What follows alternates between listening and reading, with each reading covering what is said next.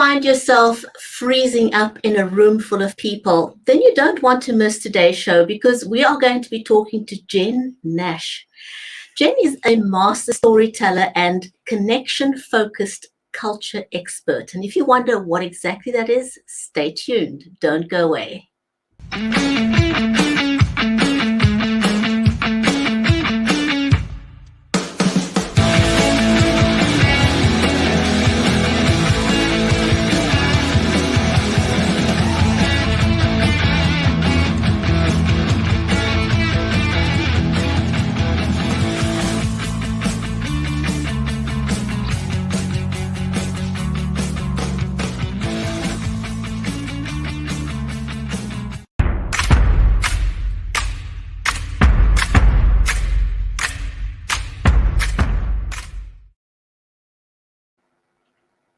If you're just joining us, then welcome to the Writers' Corner live show.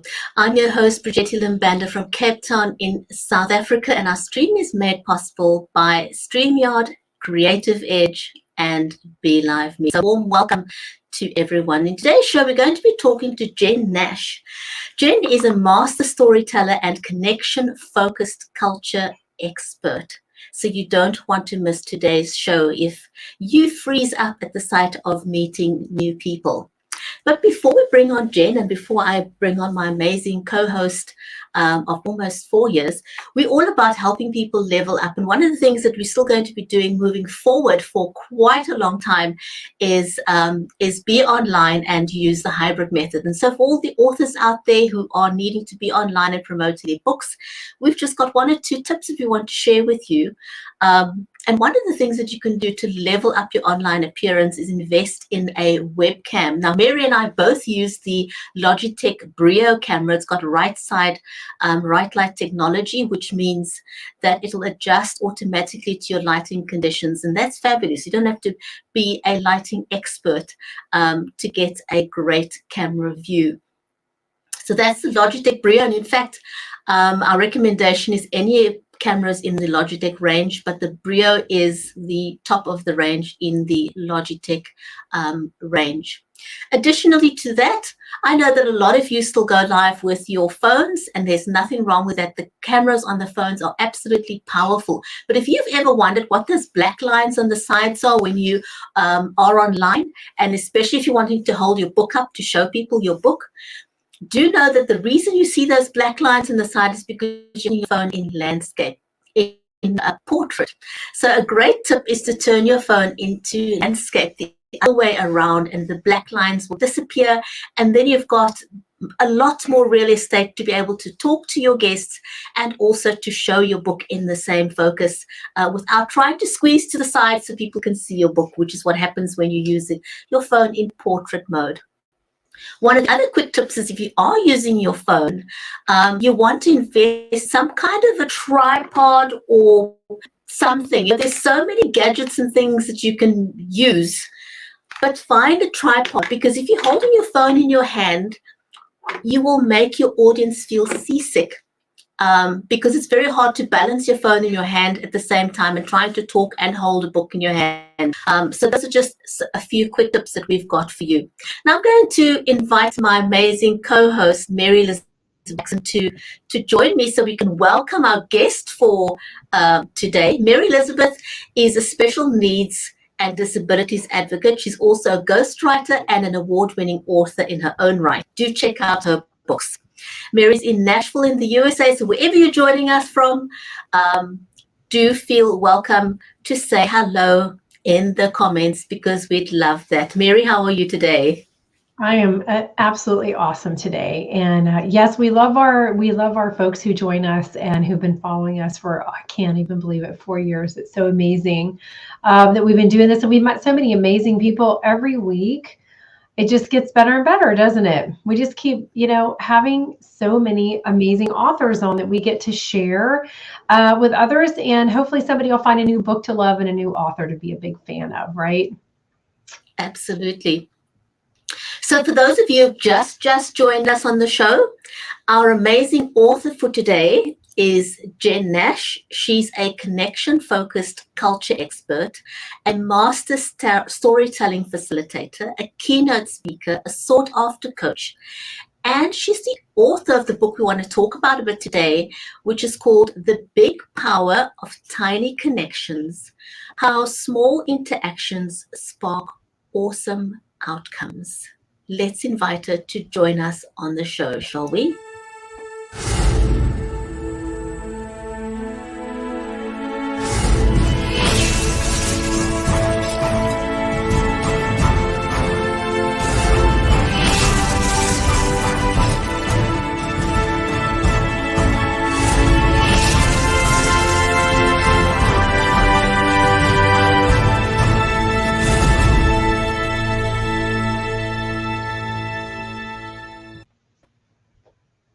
Hi, Jen. Hi, guys. Wow, after that introduction, I feel like I'm ready to run Thank you. I know, right? You can take the world on. You can connect everybody, right? It's so important, being a connector. It's amazing. We're so glad to have you here today. You're very inspirational. Thank you. Thank you so much. I'm excited to be here at the end of the day and connect with both of you. Yeah. Fabulous. So Jen, you talk about having 3 superpowers. Tell us what your superpowers are and how you use them to be of service to others. Oh gosh, it's like a pop quiz. I love that. So 3 superpowers. Which ones are you talking about? You're gonna have to refresh my memory. I'll have to start rereading. Is it my superpowers in terms of like connecting with people, or? Correct. Yes. Your superpowers with connecting with people. That's specifically what I want to talk about, because a lot of people freeze up when they meet new people, or they are not making optimal use of the ability to connect with people, connect them with others. And you know that you walk away from a conversation and you think, why didn't I ask that? Why didn't I say that? You know, I was so silly. So what are those key 3 things that people could do that could make them a super connector? Well, I think, and that's a great question. I think one of the things that we as humans do is we make everything seem bigger than it really is. And I think when we actually step back and go inside and try and figure out what's going on with us, that is a wonderful place to start connecting. And when you talk about people who are struggling to connect, I often advise that one of the superpowers is connect with that vulnerability and share that. So for instance, you're somewhere where you don't know anybody. What is the harm of walking up to a bunch of people and say, you know, I don't know anybody here. You guys look fun. Mind if I join you? You know, you've shared that you're there alone, or maybe you're there with someone and they've abandoned you for the bar and the line is forever. Like adding nuance, like interesting details like that can actually bond you with the people, because all of a sudden they're like, oh God, I was at the bar for a whole hour. You're going to be here for a while. Let me catch you up, and they'll tell you what they're talking about. So I think leaning into your vulnerability and your discomfort and sharing that really creates an amazing space for people to want to like welcome you in and say, oh yeah, hi. Because at the end of the day, we really are all people, and we mostly, you know, suffer with awkwardness. I mean, I think the other thing is when you're trying to connect with anyone around you, remembering, you know, that we're all sort of playful children. There's always a 5-year-old somewhere in us. You know, by being engaging, by being a little silly, by being a little funny, you know, I don't think you have to do these big gestures, and I don't think it has to be a formal like, hello, I have 4 people that have said I need to talk to you, and you know, it's a very formal connection. I think a lot of the times, like a well thought out reach out, whether it's online or in person, you know, really gets the job done. I'm curious, when you two are reaching out, what is the biggest hurdle you guys face? That's a really good question. That's a really good question. I think for Brigetti and I on this particular show, over the years, we have come face to face with people who don't want to be on camera, don't want to connect that way. They feel much more comfortable with just audio. And she may say the same thing as I'm saying, or I don't know if, and then technology, right? We had that experience this morning. That connection for there has been challenging. Sometimes we have our little gremlins that show up. So I think people feel so vulnerable on camera, because you're like, oh my gosh, everybody can see me, like you're naked or something, but you're not, because that's how people feel. But to piggyback on that, and I want Brigetti to answer. You go ahead and answer her question first, and then I'll ask her this question. I've not really had a challenge in connecting with people because I've always enjoyed talking to people. But my one weakness, and I do what you just suggested there. I have fibromyalgia, and one of the things that I struggle with is brain fog, and I can never remember people's names. And I've turned that into a joke sometimes, so that I don't. I used to feel very self-aware about it years ago. And when my children were little, I used to call them both, by the two names, and they were horrified that I didn't know what their name was. And I said, I always just said that it doesn't matter as long as you know what your name is.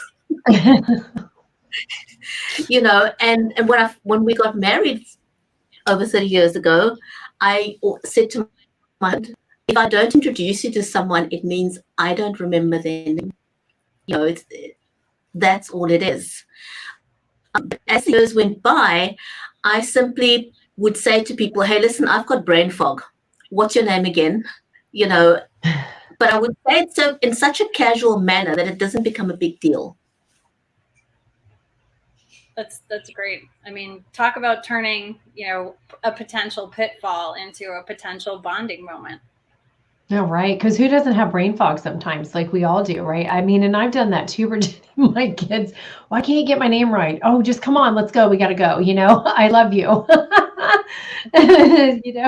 So yeah, it is frustrating though. And I do the same thing, Brigetti, with my husband. I'm like, hi, how are you guys doing? We just try to be friendly and hopefully somebody in there will say their name so you can remember that, or be prompted to. But, as a super connector, can you tell us a little bit about how you feel that where people fail when they're making connections? I mean, we've kind of already talked about some of that, but what do you feel are those important things that where people don't have successful connections? What could they do? I think the biggest mistake that I see time and time again when people are asking me questions is we don't follow up. We take things really personally. And I think we constantly forget that people have sick relatives, they have kids, they have busy lives, they have jobs that are going through churn. Maybe they're moving, maybe they just missed your email, like at the end of the day. But that no response suddenly becomes, the Great Wall of China, and they don't reach back out. And so, and I'm guilty of this myself, of course. You tell stories to yourself about why they didn't get back to you, instead of just saying, oh, it's been 4 days, let me email them again and say, hey, I can imagine there's a lot going on in your life. I'm just re-forwarding this. Love to connect around that. And I think when you're in person, I think if you're genuinely trying to talk to someone and genuinely asking about them and their lives, I don't really see too much going wrong. I think the problem becomes when people look at other people as being sort of a giving tree. Like, what can you do for me? How can you help me? You have success. I want that success. Can you move me along? That type of approach, I think, is a waste of time. And I think it makes everyone feel less instead of feeling more. And I think the amazing thing about connection is it literally is the most powerful thing we can do in our lives to feel more and to live, at a higher level. Yeah, that's for sure. Now you've lived in a couple of different countries, and you said by the age of 18 you were born in Canada, you'd lived in Hong Kong, you've lived in Tokyo, Australia. So you've kind of been all over. So Canada is where you were born. Yep. And then which was the country you lived in first from there? We moved to Malaysia, and then we moved to Hong Kong, and then we moved to Tokyo. Okay. Wow. I get a slideshow. This is awesome. So it was Malaysia next, and then it was Tokyo, and then yeah. So Malaysia, Hong Kong, Tokyo, and then we moved to Sydney. Yeah, we moved to Australia. Yeah, gorgeous. Right. And then I actually moved back to Canada, and then I moved to New York, and from there, I like in the last 3 years I lived between Canada, New York, and Turks and Caicos, which is a small island in the Caribbean. And I am now looking at New York and Mexico, actually. I mean, Awesome. Wow. Wow. So what have you learned from living in so many different countries growing up? How did that help you on your journey to becoming a super connector? I think, not having fear around languages, like within 24 hours of being in a country, any country, like whether it's Africa or Spain, I tend to interview the cab drivers and make them do double duty and get my basic language structure. Hi, how are you? How much? Where? Help. Thank you. Good morning, good evening, like the basics. I'll have all of that down within 24 hours. And I think that at the end of the day, even though you're a tourist, when you are making that effort to connect to someone in their home language, they appreciate it so much. And I think it softens them. And it's funny, I've been going to Greece since I was 19. And now when I go, they're like, "Are you part Greek?" And I'm like, "Do I look part Greek?" And they're like, "No, but why do you speak?" I mean, and I don't even speak Greek, but I know enough how to order things and say the basics. And they're just so shocked because no one makes even this effort, because I think also there's a sort of huge amount of hubris going around the English speaking language, right? And I'm sure if you guys travel, you've noticed, do either of you speak another language? Do you speak Afrikaans, Brigitte? I do, yes. Yeah. So I mean, I'm sure if you were traveling and you ran into someone else and you suddenly launched into their language because you recognize their accent, their face lights up. Yeah, it's very nice, isn't it? I find the same thing. My husband is Chinese Filipino, and so I've learned a couple of Tagalog words over the years, and Tagalog and Spanish is very closely linked. So there are a couple of words that kind of stand out for me that I'll recognize in conversation. Yeah, I can recognize a Filipino accent for about 100 miles away. And the other day I was in a store in Philadelphia, and I could tell the gal that I asked the question to was Filipino. So after she came and gave me an answer, I said salamat, and like literally it was like a party on her face. She was just so like, whoa! And I didn't actually know what to do with it, because I was like, wow, that was a bigger reaction than I was expecting.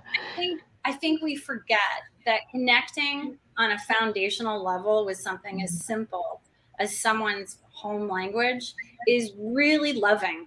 And I think they feel that respect. I think they feel that care when we do that. So I think moving around gave me, a sense of fearlessness when it comes to other countries. Not that, say, going to China wouldn't still be terrifying, because you're like, okay, I can't read, I don't have any concept of this language. But at the same time, humans are humans, and a sad, confused face does translate. Yeah, absolutely. Absolutely, it does. What is your favorite language to speak? And do you favor French? You know, because of being in Canada, yeah. So, what is your favorite language?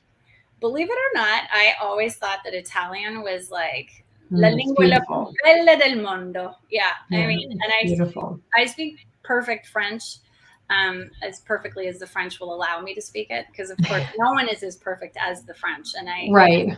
I acknowledge that. If you're French, we acknowledge you. But I studied Italian in college and was just like, ah, esta lingua, you know, it's like, so it's just bellissima. But I'm studying Spanish, which is really, it's going to decimate my Italian. So my Italian is just going to have to leave forever, and I'm going to lean into the Spanish. But sadly, Mexican is like next level hard. They have an accent that I can't quite wrap my head around, which is oddly frustrating for someone who thought she was good at languages. All of a sudden I'm sputtering, and I can hear that I sound terrible. And it really does require that you just take that ego and shove it down in the bag and just Right. be like, to hell with it. Right. Yeah. You've got that role that you've got to conquer for Spanish. I took 4 years of French in junior high and high school, and then 2 years of Spanish.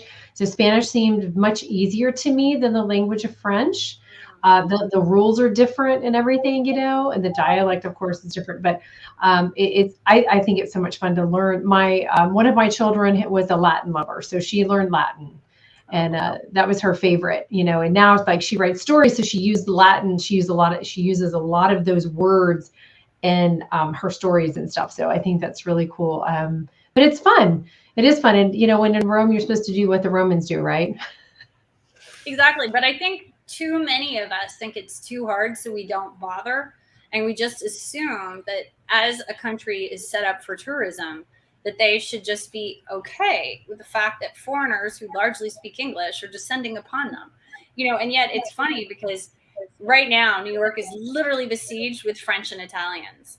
And, you know, they're all working very hard speaking English. You know, like they don't expect New York to suddenly be like, you know, buongiorno, come vai? You know, like that's not happening. Yeah, Yeah. I totally agree with you. You know that there's so much. It is really an expression of love to at least be able to greet somebody and say thank you to them in their mother tongue. You know, in South Africa we've got 11 official languages, and very soon we will have sign language, our 12th official language. And I think, you know, it would be awesome if sign language were to be recognized worldwide.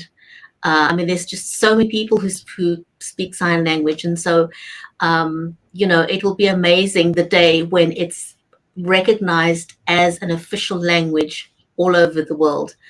Jen, I forgot, I didn't ask you, before you came onto the show, do you have your book around? Is your book close by?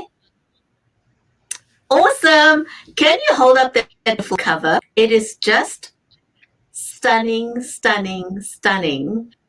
So tell us a little bit about that cover. It was definitely a labor of love. I actually stalked a very well-known designer who worked for HarperCollins, and I was like, will you work on a cover that's not being published by HarperCollins? And she was like, I'm so busy. And actually, this was an interesting example of me following up. I just decided I wasn't giving up because I loved her book cover designs. And so finally, I think on my fifth email, I also left her a voicemail at work. Like I completely stalked her, but gently. It was like over the course of a few months. She made recommendations of another designer, and then actually a couple of recommendations. I went through all of those recommendations, and I think one of those recommendations recommended my book designer, and it's Samantha Russo. And Samantha and I worked very hard on trying to create something that would give you the idea of how different everyone is, but also how when they come together, they're pulled in. And so this was part her, part me. She came up with this really interesting sort of, it's like a diamond, like a gemstone. And then we tried everything from colored like fingerprints that had been stuck in paint, but it ended up looking like a homicide sort of detective thing, which I was like, no, that's not what we're doing. And in the end, I just begged her to play with actual paint. So she got out her paints and she did these. These are not done in Photoshop. And she made the splotches, which became part of my graphic interface. And then in the book, we actually start the chapters with the little dots in different ways throughout the book, just to keep it visually interesting. I think how a book is designed is very important. And I wanted it to be a pleasurable experience when you were reading it. That is an amazing, I don't know of anyone else who did that, that sort of took that theme of the cover and incorporates it inside of the book. That's very unusual. Jen, do you have a little piece out of the book that you could read for us? Ooh. Just a small section? Sure. I'm actually a big fan of chapter 2. So chapter 2 is, I don't need more friends and other lies we tell ourselves. So most humans are not always up for talking to new people. We tell ourselves that we don't need more friends or connections in order to avoid having potentially awkward encounters with that little known human species, Humanus Strangus. However, as discussed in the last chapter, positive psychology makes a strong case that social relationships are the single most predictor of people's well-being, and that people with their powerful need to belong to social groups cannot feel their best or be at their healthiest without having awesome, connective, and meaningful social relationships. When people have more conversations, they report increased feelings of happiness. Happy people tend to engage others more, so the cycle continues. It's not just when you're talking to friends or family either. It turns out that chatting up a stranger is also good for your health. So what's really holding us back? Behavior change doesn't happen because a study says it should. We need to get to the root of our discomfort and tackle our fears one by one. Our concerns run much deeper than, I don't need more friends. Most of us have totally logical concerns when it comes to mingling with the unknown. The top fears most of us experience when even contemplating talking to a Humanus Strangus revolve around our fear that we won't know how to start a conversation, we won't enjoy talking to the stranger, we won't like the stranger, we'll run out of things to say, they won't like us, and they'll run out of things to say. We humans worry a lot that the other person won't like us instead of worrying whether we'll like them. I hope the following intel will allay some of your fears. And so then I run through fears 1 through 8, which are, I stress about all aspects of talking to strangers. I can't chit chat to save my life. And then fear number 3 is conversations with strangers suck.